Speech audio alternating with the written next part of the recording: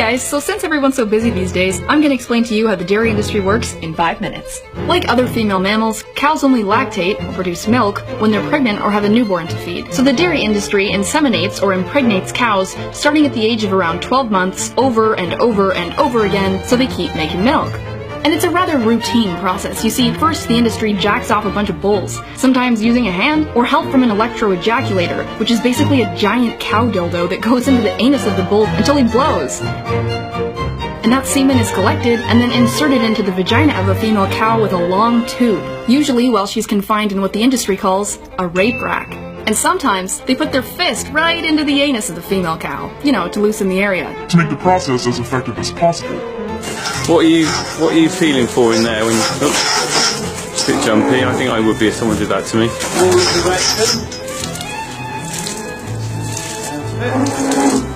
Just bringing it out.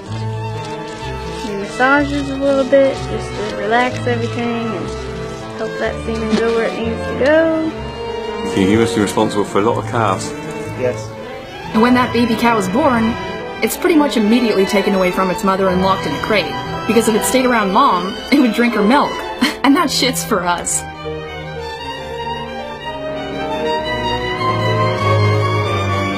And you see, a mother cow's bond with her young is very strong and affectionate, and she sometimes cries out for days in search of her baby. But nobody gives a shit.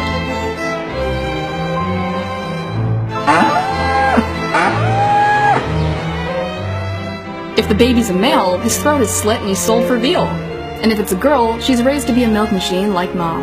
So dairy cows are continuously, repeatedly kept pregnant their whole lives to keep them lactating. This leads to premature aging, exhaustion, and mastitis, a painful yet common condition in dairy cows, which is inflammation and sometimes infection of the udder.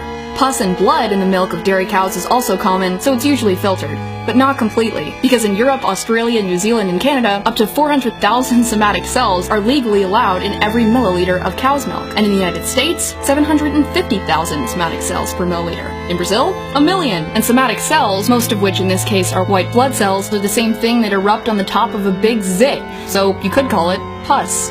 The more bacteria, inflammation, and infection, the higher the somatic cell count. But don't worry, there's a limit.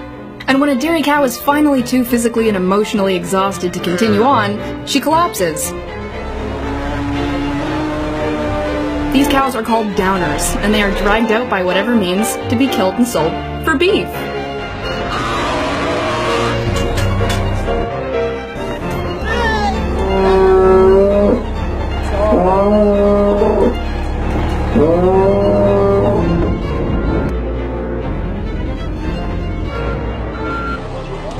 It's common in the industry, even on organic dairy farms, for cows to go down after about 4 or 5 years of continuous milk production. But peak milk production declines around 4 to 5 years anyways, so if the dairy cows are still standing, they're gonna be killed for hamburgers and beef regardless. You see, the dairy industry is the meat industry. Almost every single dairy cow that you will ever buy milk that came from ends up being killed for meat. So if you're vegetarian, you might want to think about this, because at least when you're being raised for meat, you're just raised for meat and killed. But when you're a dairy cow, you are sexually exploited and emotionally and physically exhausted until you can't take it anymore, and then you're killed for meat. Sounds worse to me. And the natural lifespan of a cow that hasn't been completely exploited? 20 to 25 years, y'all. And as far as the calcium and protein thing goes, study after study after study has shown that those consuming the highest quantities of dairy actually have the highest cases of bone fracture and osteoporosis. And there are dozens of amazing plant-based sources of calcium and protein, so you really don't need to suck the tits of a cow.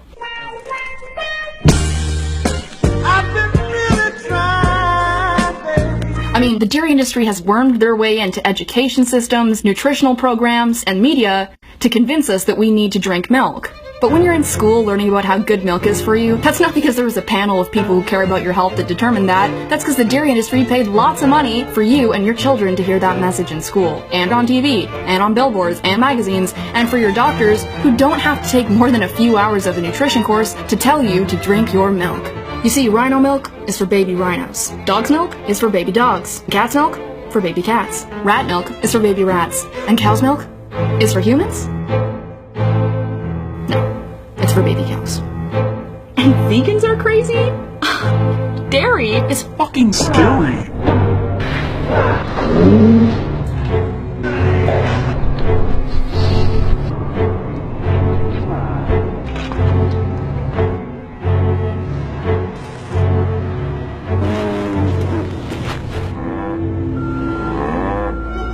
Try almond milk, hemp milk, soy milk, flax milk, rice milk, Brazil nut milk, macadamia nut milk, cashew milk, any milk but dairy milk.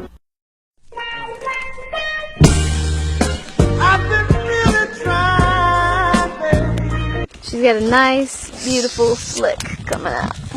That's a very good sign. Also for timing.